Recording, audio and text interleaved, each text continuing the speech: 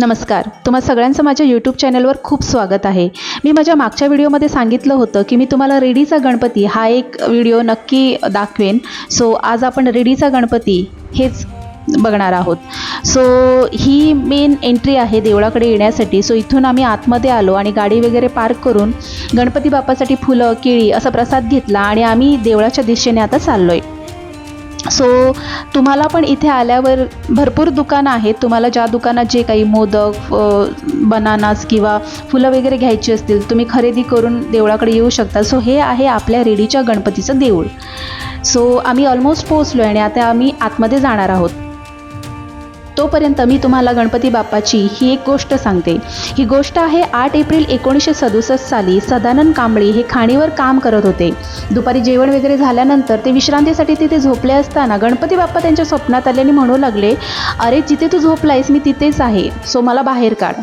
So हे स्वप्न त्यांनी गावातील सगळ्या लोकांना सांगितलं आणि गावातल्या लोकांनी तिथे खोदकाम सुरू केलं आणि सलग 2 दिवसांनी खोदकाम केल्यानंतर बाप्पाचा एक कान दिसला।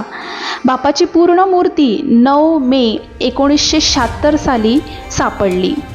बाप्पाची मूर्ती जांभा दगडात आहे बरं का, आणि ह्याची उंची आहे 6 फूट आणि 3 फूट रुंद आहे आणि अख्ख्या 40 दिवसांनी आपले मूषक राजासुद्धा पाहायला मिळाले। तसेच हा रेडीचा गणपती सगळ्यांना पावणारा नवसाला पावणारा आहे। सो तुम्ही जर या भागात कधी गेलात तर आपल्या रेडीच्या गणपतीचं दर्शन नक्की घ्या। शेवटी म्हणतात ना, सुख म्हणजे बाप्पा, नवसाला पावणारा गणपती बाप्पा। आणि इथे बाजूलाच एक बीच आहे ब्लॅक सँड म्हणून। सो तो व्हिडिओ पण मी टाकलेला आहे, तुम्ही जर पाहिला नसेल तर प्लीज माझ्या यूट्यूब चॅनलवर तुम्ही जा आणि पहा, तुम्हाला नक्कीच आवडेल। आणि जर तुमचं काही सजेशन असेल, जर मला काही इम्प्रूव्हमेंट करायची असेल तर मला नक्की कमेंटमध्ये सांगा। आणि थँक्यू सो मच तुम्हा सगळ्यांचे। तुम्हाला जर माझा हा व्हिडिओ आवडला असेल तर प्लीज लाईक शेअर आणि सबस्क्राईब नक्की करा। तुमचे कमेंट्स काही असतील तर प्लीज तुम्ही ते मला द्या। Thank you so much.